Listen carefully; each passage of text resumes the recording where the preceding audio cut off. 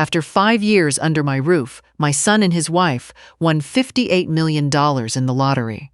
By supper that same night, she was standing in my kitchen telling me to pack a bag for a nursing home.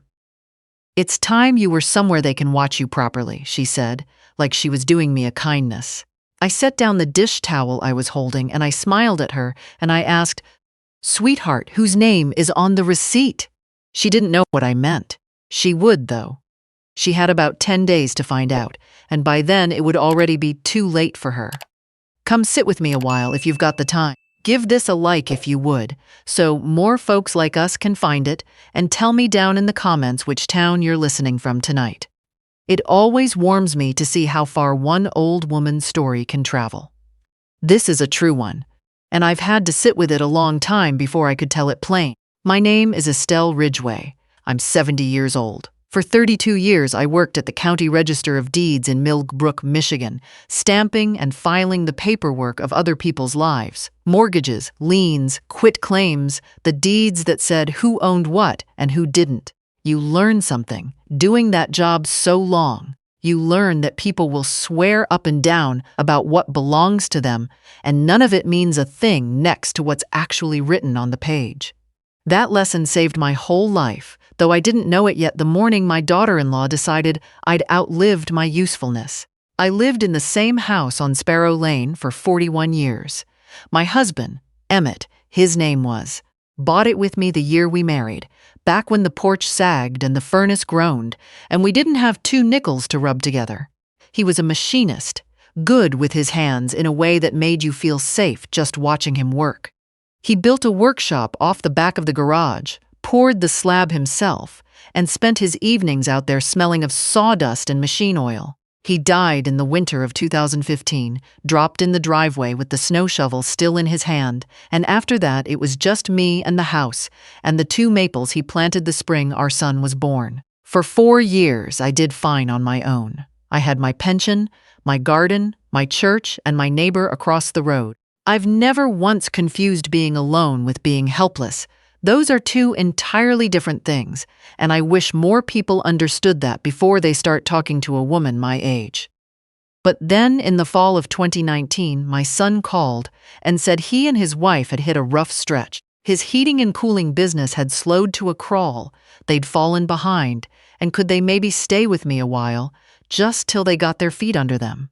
I didn't hesitate for a second. "This house is too big for one old woman rattling around in it," I told him. "Come home." That was my mistake, not loving my son. That was never a mistake, not once in 50 years. The mistake was not paying closer attention to the woman he'd married. She came in with her chin already tilted up, like the air in my house needed her approval before she'd agree to breathe it. She was 35, pretty in a sharp way, and she had a real gift for compliments that left you feeling smaller than before she opened her mouth. "What a charming little place," she said that first afternoon, looking up at my ceilings like she was pricing them. I smiled and showed her to the spare room, which I'd repainted and put a new mattress in the week before they came. The first year, I'll be honest, it worked well enough. My son helped me with the yard. His wife chipped in for groceries sometimes. We had Sunday dinners together. I told myself we were a family under one roof, and I let myself be glad of the noise. But I spent 3 decades reading documents for a living, and you don't do that without learning to read people too. By the second year, I was noticing the small things. She rearranged my kitchen cupboards without asking, and when I moved the flour back where it belonged, she moved it again. She took Emmett's photograph off the mantel and set it on a shelf in the hall where you couldn't hardly see it. I put it back. She moved it again. She started calling the place our house on the phone to her friends. She had opinions about the volume of my television and the smell of my cooking and the ungodly hour at which I woke. My son said nothing. He'd always been a soft-hearted boy. Too soft, Emmett used to say, though he said it with love. By the 4th year, she'd stopped knocking before she came into my bedroom, and she'd started speaking to me in that voice. You know the one. Slow, and too loud, and cheerful in a way that isn't cheerful at all. The voice you use for a child or a dog or someone you've already decided is on their way out. I said nothing. I watched. Watching is a skill, same as any other, and I'd had a lot of practice. Then that spring, I did a thing I'd never done in my life. I bought a lottery ticket, not out of any real hope. I'm not built that way. I bought it because my neighbor dared me to, standing at the gas station out on County Road 9, and because it cost $2, and because sometimes at 70, you do a small, silly thing just to remind yourself the world can still surprise you. I bought two quick picks, 2 different sets of numbers, one purchase on my debit card. I kept one out of pure whim, and when my son passed through the kitchen that evening, I handed him the other. "Here," I said. "You check it. My eyes are tired." He thanked me without looking up from his phone and put it in his shirt pocket. I forgot the whole thing by the time I'd finished the dishes. 3 weeks later, the world tipped over. My son had checked his ticket, the one I'd handed him, and every number matched. The jackpot was $58 million, and the house I'd lived in for 41 years turned into a place I didn't recognize. There were phone calls at all hours, and a financial man in a suit that cost more than my car, and my daughter-in-law drifting through the rooms, lit up with something that had nothing to do with joy and everything to do with power. She ordered new furniture and had it delivered before she thought to mention it to me. She talked about our future and our plans so often, and the word "we" never once seemed to include the woman who'd sheltered them for 5 years. I watched all of it from my own kitchen table over my morning coffee, and something cold and quiet settled into my chest and stayed there, and then came the Tuesday. I was standing at the counter cutting up a pear when she came in wearing a silk robe I'd never laid eyes on before, poured herself coffee from my pot, and said, without even turning around, "Estelle, we've been talking, and honestly, you'd be happier somewhere with people your own age. There's a lovely place over on the east side of town. We'd take care of the cost, of course." I set down the paring knife. "This is my house," I said. She turned then, and her face wasn't cruel, which somehow made it worse. It was the face of a woman doing the sensible thing. "Not for much longer," she said, quiet and certain. "We don't need your charity anymore. Pack what you need." He agrees with me. Then she walked out of my kitchen, the room where I taught my son to flip pancakes on Saturday mornings. The room where Emmett and I sat every New Year's Eve with hot cider, talking about the year ahead. I stood there a long moment, and then I smiled, because my daughter-in-law had just made one catastrophic mistake, and she had absolutely no idea. Now, I want to be honest with you about what came next, because I think honesty is the only thing worth offering at this point in the story. I did not march after her feeling triumphant. I went up to my bedroom, and I sat down on the edge of the bed Emmett and I had shared for 39 years, and the first thing I felt was fear. Not the sharp, exciting kind. The dull, grinding kind that comes for the old and the alone. The fear that the world has quietly rearranged itself around you while you weren't looking, and nobody plans to tell you until it's done. I was 70. My pension was $1,700 a month. My car was a 9-year-old Buick with a shimmy in the front end. And the 2 people I had fed and housed and put up with for 5 years had just informed me, with the calm of folks canceling a magazine subscription, that I was no longer required. So I did what I've always done when the feeling threatens to swamp me. I reached for structure. It's the clerk in me. When your heart's in your throat, go to the paperwork. Fact 1. I owned the house. The deed was in my name. Estelle Marie Ridgway, recorded in the very office where I'd worked 32 years. Emmett and I bought it in 1983, and when he passed it, came to me whole and clean. Nobody had asked me to sign a thing. So her little speech, not for much longer, wasn't law. It was a threat. But here is what I understood that a lot of folks watching might not. And it's the thing I need you to sit with, because so many of you will ask why I didn't just throw them out the front door that very afternoon. It was my house. Why defend myself in my own home? Because a threat from a person with $58 million is a different animal than a threat from a person without. I had spent 3 decades watching money bend the law like a green branch. They could tie me up in court for years just to grind me down. They could hire someone to stand up and question whether a 70-year-old widow who lived alone and talked to her late husband's photograph was still competent to manage her own affairs. They could make my life inside these walls so miserable I'd leave on my own and call it my idea. If I stormed downstairs and shouted, "Get out," I'd have nothing but my temper and their lawyers. I needed a clean record and firm ground under my feet before I did one single thing. That's not weakness, and it isn't cowardice. That's the difference between wanting to win and actually winning. So I got up, and I went to the little roll-top desk in the corner, Emmett's desk that he got from his own father, and I opened the bottom left drawer. My ticket was right there in a plain white envelope, where I'd dropped it 3 weeks before and clean forgotten it. I took it out and looked at it. $2 of thin paper, and folded in the back of my wallet was the store receipt showing both tickets, bought together, on my card. Here is what nobody in that house understood. In Michigan, an unsigned lottery ticket is what the law calls a bearer instrument. It belongs to whoever holds it and can prove they bought it, until it's signed and claimed. My son had never signed the ticket I handed him. He hadn't filed the claim yet either. His lawyer was still sorting the tax end of it, which I knew because I'd heard them through the wall.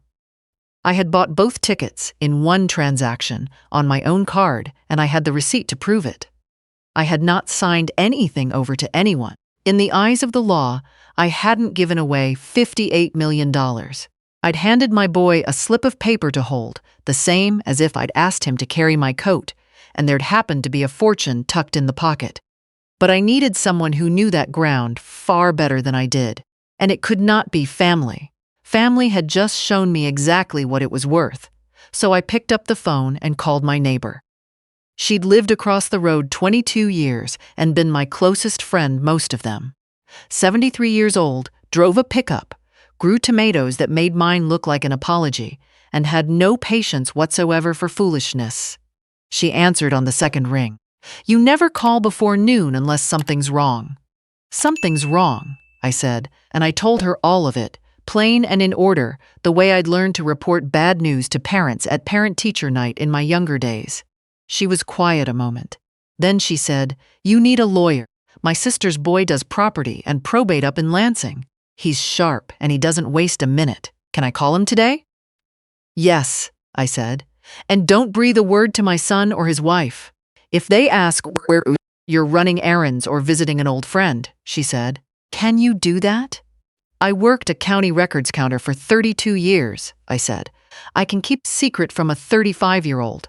She laughed, and for the first time since that morning, something in my chest let go, just a little. 2 days later, I drove up to Lansing. I told my daughter-in-law I was meeting a woman I used to work with, which was close enough to true that I didn't feel bad about it. She was on a video call with a real estate agent when I left, walking through some house I suspected she'd already decided was hers. The lawyer's name was Wesley Crane. He was maybe 40, careful and unhurried, with the calm of a man who's heard every kind of family come apart across his desk and stopped being shocked by any of it. I put the ticket and the receipt down in front of him and told him the whole thing without dressing it up.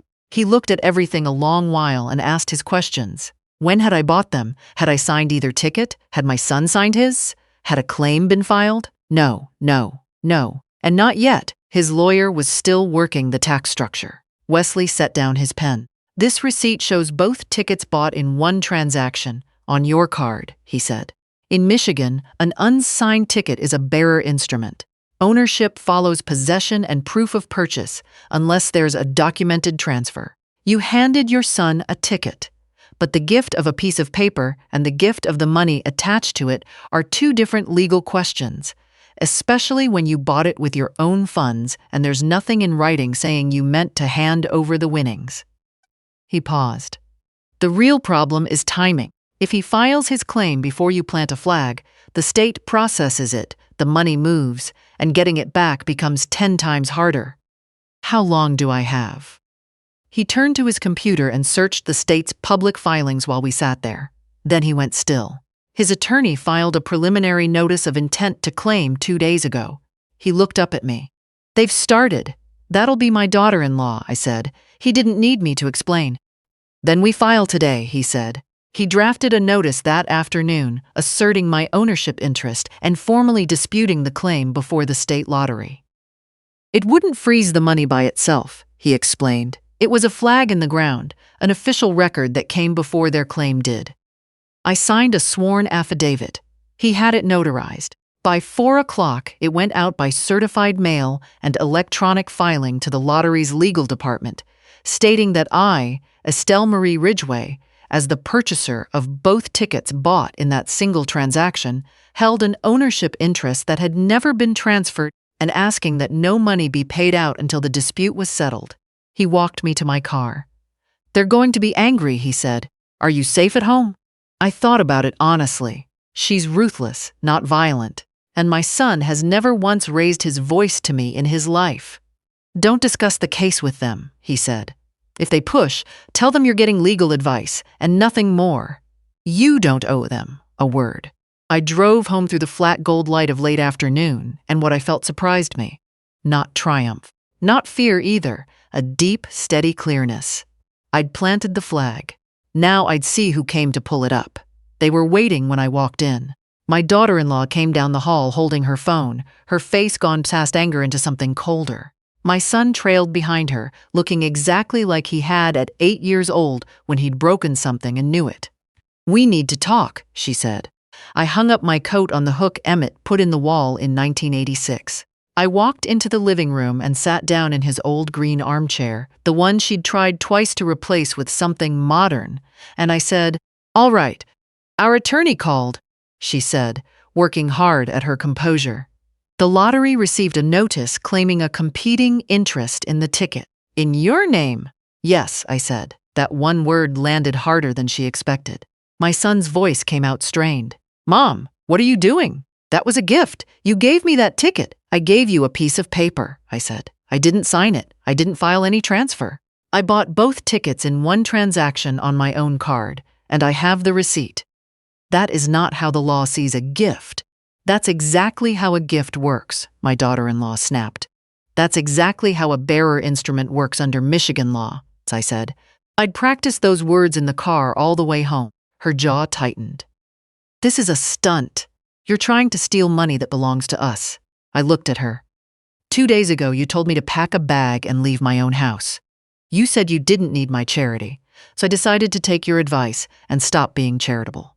The room went quiet. Then she leaned forward, and her voice dropped into something new. Not quite a threat, but the shape of one. "You have no idea what you're starting. We have resources now. We can drag this out for years. We can file counterclaims. We can raise questions about whether a woman your age is competent to make legal decisions at all. A judge might find that very interesting." She let it sit. "Or you drop the notice, we give you a generous allowance, and you stay in this house as long as you like. Comfortable, cared for." I thought about that word, comfortable. I thought about what it would mean to take money from her, to be a dependent in my own home, tolerated and maintained and kept. The allowance would be a leash. The kindness would be a performance. And the first time I disagreed with her about anything at all, I'd feel exactly how long that chain was. "No," I said. My son moved away from the window, his voice cracking. "Mom, please. This is our family. It isn't worth." "You stood in that kitchen 2 days ago," I said quietly, "and said nothing while your wife told me to go. You agreed." I looked at him steady. I don't rightly know what this family is anymore, but I know what this house is. It's mine. She stood up. For a second, I thought she might finally say something true. Instead, she straightened her shoulders and said, "You'll regret this," and walked out. My son lingered. He looked old to me all of a sudden, tired and caught between two loyalties and not quite brave enough to honor either one clean. "I'm sorry," he said, "and I don't think either of us knew what for." "Good night," I told him, and he went up the stairs. I sat in that chair a long time after. The competency threat had done exactly what it was meant to do. It had frightened me. A little. That's the meanest kind of threat, the kind that uses your own soft places against you. I was 70. I misplaced my glasses. I talked to my husband's photograph sometimes, just to hear his name in my own mouth. Any of that, framed the wrong way by the right person, could be twisted into something it wasn't. But doubt isn't evidence. And I had a receipt, a bank statement, a notarized affidavit, and a lawyer who didn't scare. For 3 days I let myself rest. I slept. I sat out on the back porch in the cold with a blanket and a thermos and watched the maples drop the last of their leaves. I texted Wesley each morning. There was nothing new. And on the third day, the fear pulled back far enough that I could see over the top of it. On the fourth morning, my daughter-in-law came down and made me breakfast. That's how I knew the strategy had changed. She set a plate of eggs and toast in front of me, poured us both coffee, and sat down across the table with a small, careful smile. The silk robe was gone. She wore a plain gray sweater, and her hair pulled back simple. She'd studied, I realized, how to look less like a threat. "I want to apologize," she said, "for the other night. I was cruel, and I shouldn't have been. We're family. I've been thinking, what if we started over? Really started over?" She paused with the precision of a woman who'd rehearsed the pause. "The money changes everything. We could buy you a beautiful house wherever you want, somewhere warm, fully paid, in your name, no strings." I drank my coffee. The eggs were good, I'll give her that. She was a fine cook when it suited her. "And the legal matter?" I asked. "If we settle it between ourselves, keep the lawyers out, everyone walks away better." She meant I'd walk away with a house somewhere warm, and she'd walk away with $58 million. Now I'm going to tell you the truth, because I promised you I would. For about 45 seconds, standing later at my closet picking out a sweater, I actually considered it. A paid-off house in my name wasn't nothing. I am not a woman who pretends she's above temptation. But then I thought about what I'd be agreeing to. Not just a house. I'd be agreeing that my home, my 41 years, Emmett's workshop, and his maples were worth less than the inconvenience I was causing her. I'd be agreeing that $58 million bought the right to decide what belonged to whom. I'd be agreeing to lose, not because I'd lost us, but because the price offered for my surrender was high enough. I put on my blue sweater and called my neighbor. "She made you eggs," my neighbor said when I finished. "Good eggs. Come to supper tonight. I'm doing a pot roast, and there's someone I want you to meet." That someone turned out to be a woman from my neighbor's quilting circle who'd spent 30 years working as a paralegal, mostly on estate fights, and had seen more families torn apart over money than she cared to count. "People lose themselves over an inheritance," she said, buttering her bread. "Even people who seemed perfectly decent before it landed." "She was never decent," my neighbor said. "The money just took away her reason to hide it." I told them everything. The ticket, the notice, the threats, the eggs. The paralegal listened without interrupting, and when I finished, she said, "You're doing right. And you're not doing it alone. Half this town watched you take those two in and never once complain in 5 years. People noticed." That surprised me. "We see what we see," my neighbor said. I drove home that night feeling something I hadn't felt in weeks. Not rescued, just seen. There were people who knew what had gone on inside those walls, and who'd say so out loud if it came to that. They came at me together on a Saturday, formal and prepared. My son knocked on my bedroom door at 10 in the morning, which he almost never did, and asked me to come to the living room. I knew what it was the second I saw them arranged. The united front, the rehearsed tone, the agenda dressed up as a heart-to-heart. She was already seated, hands folded, in the gray sweater again. My son left me his father's chair, which I appreciated for the symbolism, if nothing else. "We want to have an honest talk," my son began. He'd memorized it, or she'd written it and he'd memorized it. No lawyers, just family. His voice went soft, softer than I'd heard it in years, and for a moment he sounded like the boy who used to bring me dandelions because he thought they were the prettiest thing in the yard. "I know I should have spoken up more. I should have protected you better. I'm sorry." It was well done. I felt the pull of it, the old mother love that never asks to be earned and doesn't leave clean even when it should. I felt it, and I let myself feel it, and I did not let it move me. "Thank you," I said. Then my daughter-in-law leaned in. "Estelle, we're not your enemies. We've lived together 5 years. If this goes to a formal proceeding, it'll be public. It'll be ugly. The lottery will send investigators asking questions. The neighbors will talk. Is that really how you want the next chapter of your life to look? Fighting your own son in public?" And there it was, not the warm house this time. The shame. She was betting the fear of what people would say would frighten me worse than losing would. I looked at her a long moment. "A week ago, you told me I had no family but you," I said. "Now you tell me the town will talk. But you also told me, very recently, to leave and go live with people my own age. You told me you didn't need me." I paused. "So which is it? Am I precious family, or am I the old charity case you've outgrown?" Her composure slipped. Not much, just a hairline crack, the way a smooth surface shifts when something moves underneath. "That's not fair," my son said. "Isn't it? Son, did you or did you not stand in that kitchen and agree when she told me to go?" He didn't answer. "I'm not angry with you," I said, and I meant it, "but I need you to understand why I'm doing this. It isn't the money. It's that I apparently had to be holding a fortune before my right to live in my own home would be taken seriously. That's the honest talk, if we're having one." She stood up, and the gray, sweeter kindness fell right off her. "You're making a serious mistake. Your small-town lawyer is going up against a firm with teams of people. They will document every lapse, every strange little habit." She caught herself. "We're offering you a dignified way out. After today, it's gone. Thank you for letting me know," I said. She went up the stairs fast and hard. My son lingered, looking at me with something that might have been grief or might have been admiration. "She won't stop," he said quietly. "When she decides a thing, she doesn't stop." "Neither do I," I said.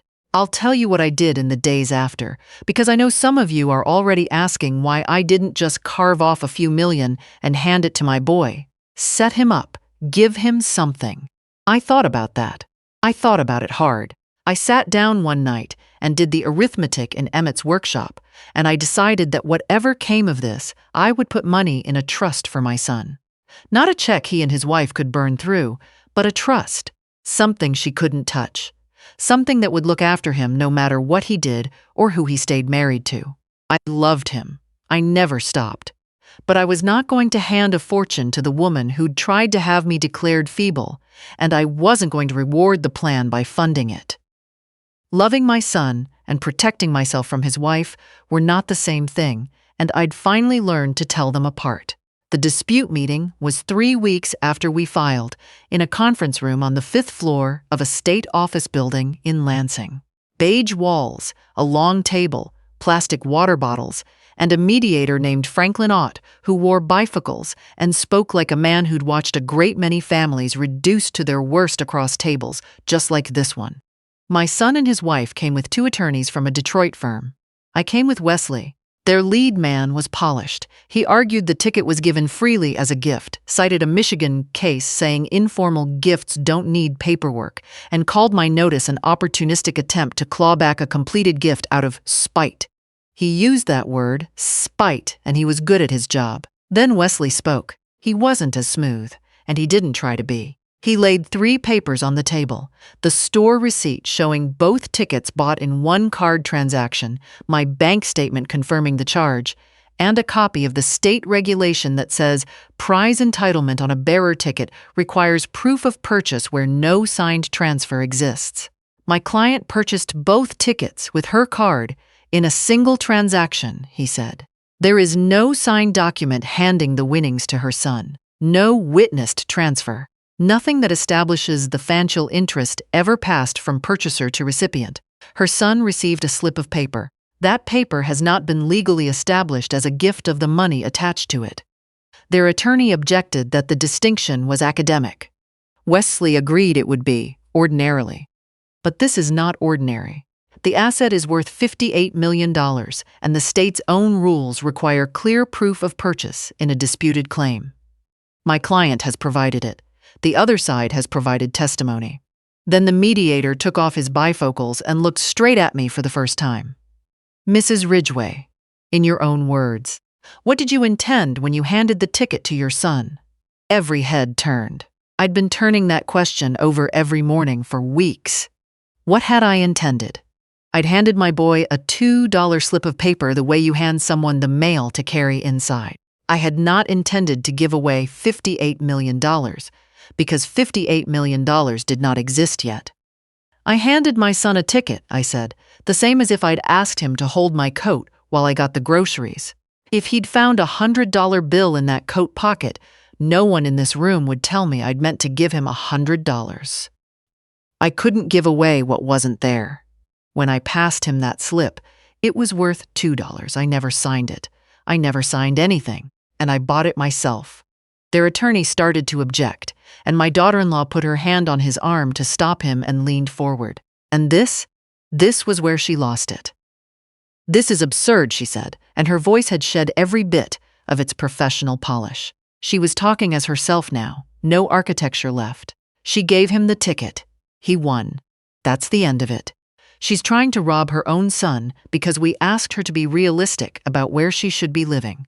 This is spite, plain and simple, a bitter old woman's spite dressed up in legal words, and everybody at this table knows it. The room went quiet the way a room does when someone said exactly the wrong thing. The mediator put his bifocals back on. Wesley said nothing at all.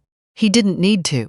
I looked across the table at her flushed face, at the thing that had always been underneath the polish, the total conviction that she was owed whatever she wanted, and a genuine bafflement that the world would not just hand it over. My son finally looked up, and his face was gray. "Bitter old woman," I said, mostly to myself. Their attorney argued another 40 minutes, but the shape of it had changed, and everyone in that room could feel it. The mediator closed the session saying the commission would issue a formal finding within 5 business days, and that no money would be paid out until it did. 5 days later, I was in the garden cutting back the dead coneflower stalks, cold enough to see my breath, when Wesley called. "They found in your favor," he said. "The purchase records were enough to establish your ownership. With no signed transfer, they've declined to process your son's claim, and her outburst is in the transcript. It didn't help them one bit." I stood there in the frost with the dead stalks in one hand, and for a moment I couldn't say a thing. To claim it, I had to submit my own ticket. The verification took 11 days, and during those 11 days we all went on living in that house, passing each other in the hall like strangers on a train. She never spoke to me again after the hearing, and to my surprise I found I preferred it that way. My son knocked on my door one evening and asked if there was anything he could do. "No," I said, "but thank you for asking."